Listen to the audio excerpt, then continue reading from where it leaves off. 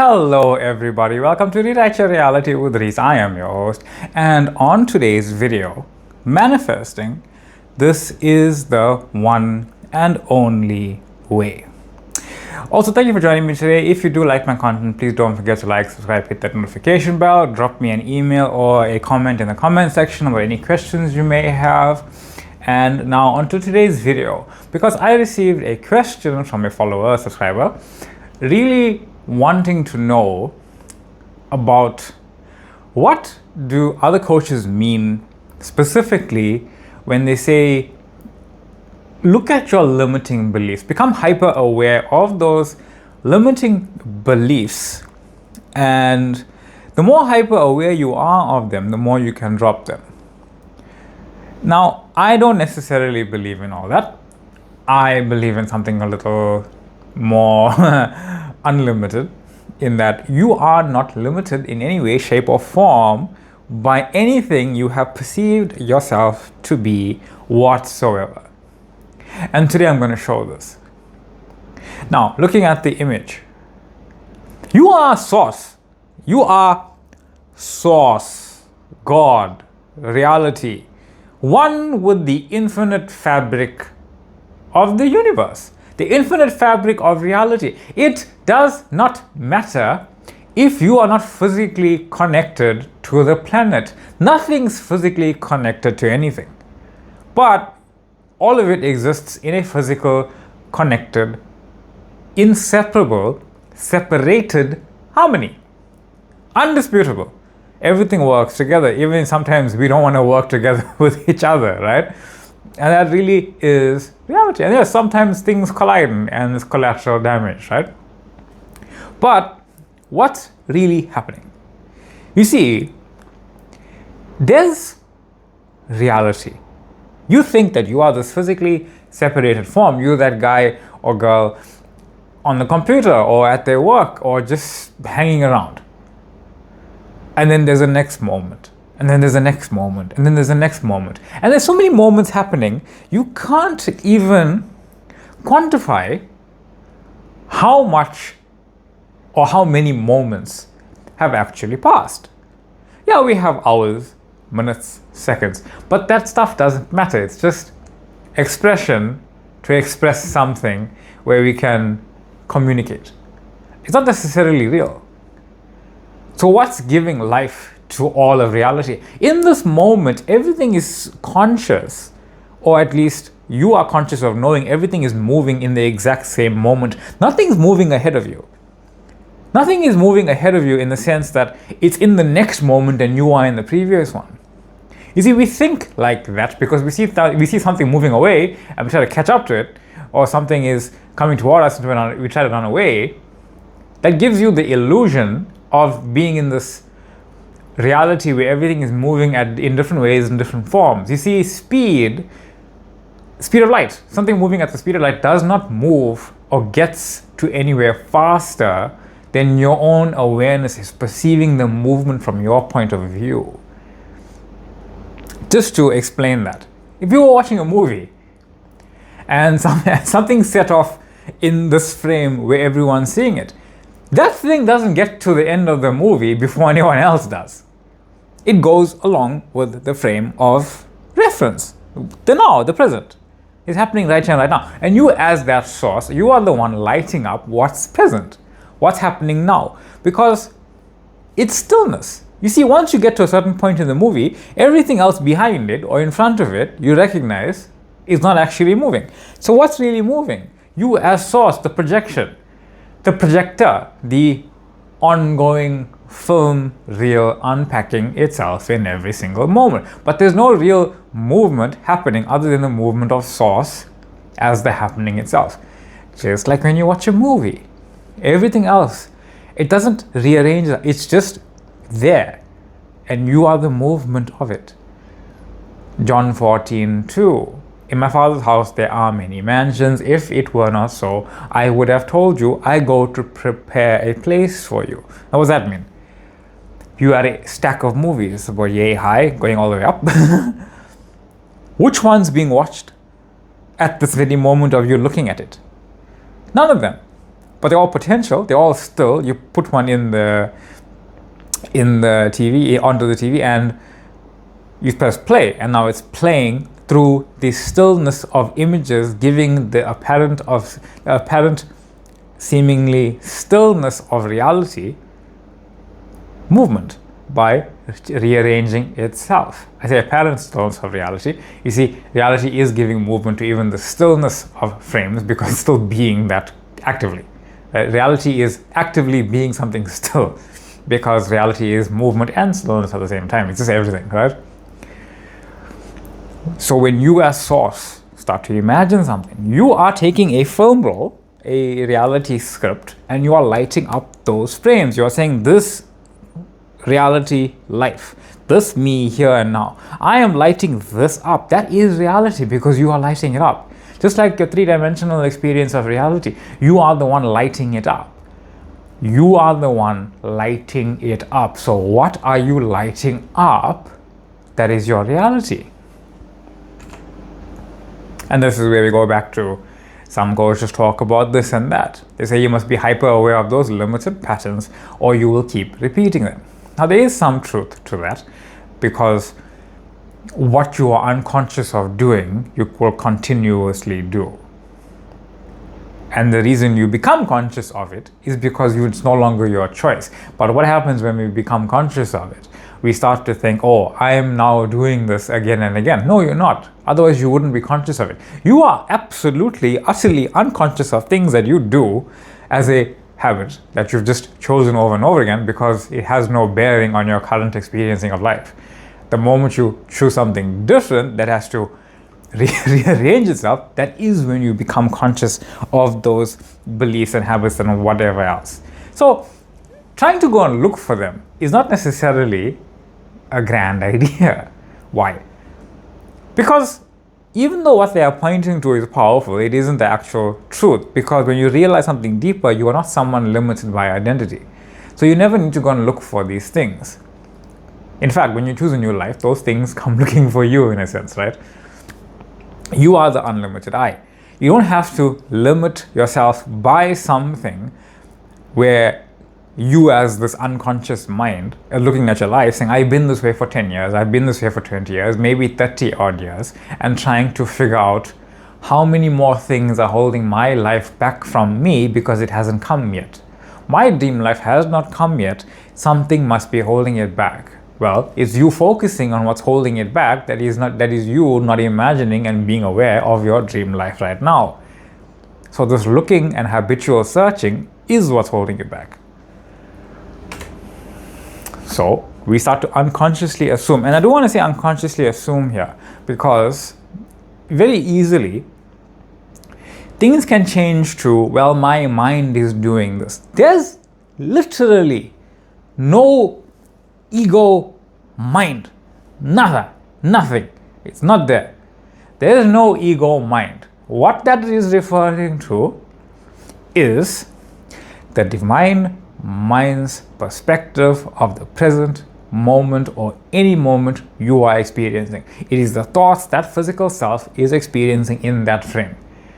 They are not anything else but divinity experiencing itself as a three-dimensional version of itself in the frame that it is experiencing itself to be. That's it. If you're watching a movie again, the character's thoughts that you are thinking that character is thinking is not actually what the actor as that character is thinking. That's really what's going on. If you look at a movie, I like Lord of the Rings quite often, I bring it up quite often, right? If you're looking at Frodo and he's tired and he's beaten and he is sick and he's homesick and he just wants to get this over with, you really feel that tiredness with him. You really feel that. Elijah Wood, when they're done filming that scene, is sitting on a chair relaxing. He's not doing that. He's not feeling it continuously for the 16 odd 20 hours that they filmed or cut down to however long it was, right? Or probably like 50 hours to be honest. He's not feeling that. But we as the audience are creating that narrative that the character is feeling that because the character in the frame is feeling that. So it's how we experience being in the frame. Being in the frame as Frodo does not necessarily mean Frodo is creating himself. It's the character. The actor, as I am awareness, is creating the effect of that character.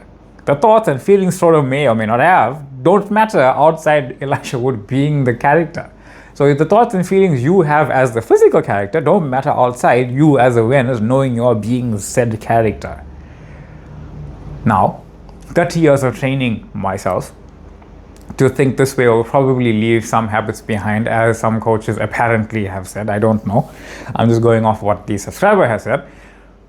That idea does feel powerful. Oh, yes, you have to fix this thing that you've been doing every single day for 30 odd years in order for you to live your dream life. Now go and look for it. Not actually true. Because those years are not sitting behind you in time. It's one character. The character goes through the entire movie just like that. You can't search for the thing. How are you supposed to change it? You couldn't change Frodo on the screen of Lord of the Rings in a script that's already been shot and shown. You can't change it.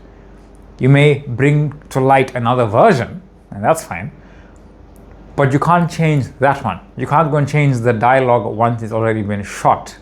So you never have to change the dialogue, only realize you don't have to. They only exist now as a story you are choosing to continue to tell.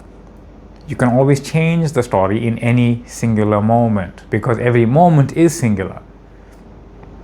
And you were always at the end of your story. You're always creating the appearance that there was something behind you and something ahead of you, because that's how reality gives the illusion of you being presently here, having the idea of a past, having the idea of a future. But really the true idea is that none of that actually exists, and everything only exists here and now. And what you are lighting up is the reality frame, the reality script, the reality experience that you are choosing to be right here and right now, and that is what you are. Because in reality, every moment is simply a decision you choose. The reality rearranges itself as that choice, and that is all. Now, the idea of flipping identity can work, but not because you are fixing something broken. You see, in my understanding of what flipping and fighting, all this stuff is, it's really that you just stop resisting the appearance of the current story. So you don't necessarily recognize that I have been repeating this pattern. It's more that, okay, this pattern doesn't have any authority over me. And that's really what I think that whole flipping without fighting is really doing as part of a focused expression. So you aren't even trying to think better thoughts. You are just realizing the thoughts never created anything in the first place. So flipping really helps you realize, okay, I'm accepting I have this habit of whatever it is, and I'm choosing a new one, and I'm choosing a new one, and I'm choosing a new one, and my continuous choice of choosing a new one really unpacks that new one or whatever, right? I don't acknowledge any of that, but I understand that this is a way that reality knows itself, because again, reality is infinity. So to even deny that this is a reality experience will be silly. But I am denying that it's an experience that has power over you just being I am awareness. That's what I am denying. I am denying that it has any power over you just simply saying I am. Now, this was a fun part, okay, because I really added this in after I did that. There is no out there. A physicist named John Archibald Wheeler said something along those lines, quite remarkable, that there's no out there. In fact, he said there's no out there in the three-dimensional world, out there in the three-dimensional world. Meaning there is no independent three-dimensional universe operating separately from you. Every moment you experience reality, you experience it as consciousness.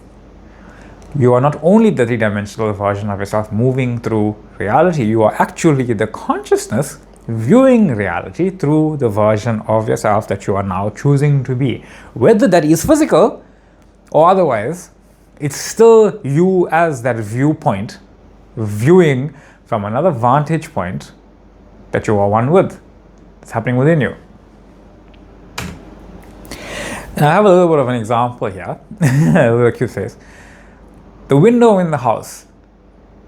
Imagine a house with many mirrors, windows. And I imagine one of those windows suddenly became conscious, which is how you feel, right? You are unconscious at some point, now you're conscious, and now every time you remember something where you know you were unconscious, you are still conscious. Why? Because you can't go backwards. Think about that. You know when you are yay high, right? You know you are not thinking about consciousness, you are thinking about I am, you're thinking about being a truck or a tire or something, right? You are thinking about any of that. But now when you remember it, you're remembering it as a version of you who is that young, in that setting, but knows they are I am awareness, because that's who you are now. You can't remember that old version where you were unconscious and actually be unconscious. You can give the illusion that this you is unconscious while you know that you are conscious, but that's just you pretending. The window now has realized something extraordinary. I am conscious. Everything I see inside this house and outside the house is one movement happening through myself. It's just happening. It's part of the expression of reality, but it's also one with reality. The window is not separate from what it sees. It is a place where seeing happens. That's what you are. You are the physically focused window of consciousness. Unlike a normal window, you can actually move. You can shift perspective. You can shift into which house you now choose to see inside and outside. Which version of the window are you? You can choose what version of reality you are experiencing and let it play out. Because consciousness animates everything. And once you recognize this, something becomes quite obvious that nothing in the universe is moving on its own. Nothing has animation by itself. I am is animating. I am is animation. You are the beingness that gives life, movement, and light to everything. What you see, what you feel, what you imagine, what you assume, what you believe, are all simply another version of yourself being animated for your own experience. You never have to make something happen in order for that thing to happen to fix something. Because reality is not happening somewhere else. Reality is you happening as you. Reality is happening as you because what you are imagining is reality, because you are the one giving it reality. In terms of movement and light and beingness, calling for that to be your physically focused version of reality right now. Because it's only ever stillness observing movement. The projector that's projecting on the screen hasn't gone anywhere, but it is the source of the movement, just like you. So even when your body becomes still, be still, know that you are God. Psalm 38:10, I think. Something fascinating happens, right? The world continues moving. Be still and know that you are God. But when you notice something is moving, even your physical self can't stay still, even if you're standing still. It's this recognition of you just being stillness. That your consciousness is observing movement, but it's also being the movement. Stillness is what you are. You are the one giving movement to everything. When you are imagining, you are giving the scene movement. You are giving it life. Movement is what you are experiencing. And the movement only happens and appears within awareness. Now, reality. It's one moment and it's one thought. God thought of trillions, if not quadrillions, infinite years from start to finish, one go. And we experiencing it start to finish in one go, but that time is arbitrary. We mark time. It is the most arbitrary thing in the universe because the universe does not function with time. It just exists in different iterations of itself. There are stars being born right now. There are stars exploding. There's technology coming up. There's people without any technology. There's dates on calendars giving the illusion that we are doing something going forward, but it's not. Yes, we are unfolding, exploring ourselves, exploring the universe, but it all already exists completely and utterly.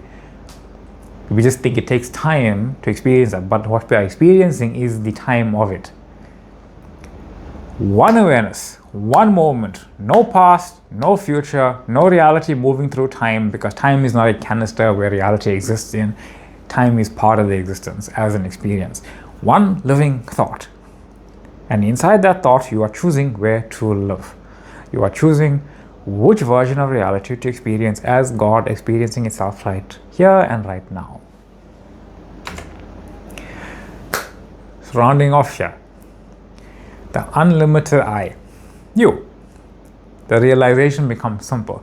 There is no reality happening outside of you. It's only the rearrangement of this very moment right here, even though it feels like you are shifting to and fro or stuck. Nothing is moving independently. Nothing is separate. Reality is a single moment of awareness. And you are that awareness. You are the window through which reality is seen. You are the chooser of the experience. You are the one-sided coin. You are the unlimited I.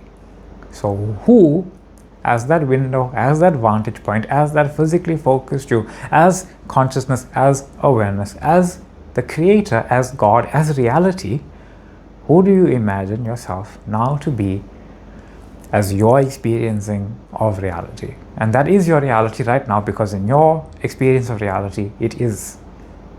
Because you can't take it away, you can't change it, you can't fix it, you can't do anything with it, you can only choose it. And thank you for choosing me. I am your host, Thank you for joining me today. Thank you for the liking, subscribing, following, emailing, comments, all of those things. Truly wonderful, truly appreciate it. Really love hearing each and every time someone asks me a question, even if it's the same question in a different way. It doesn't matter, because the answer is always the same answer, but always in a different way as well. Thank you so much for joining me. Much love, much light, and I will see you all in the next one. Bye.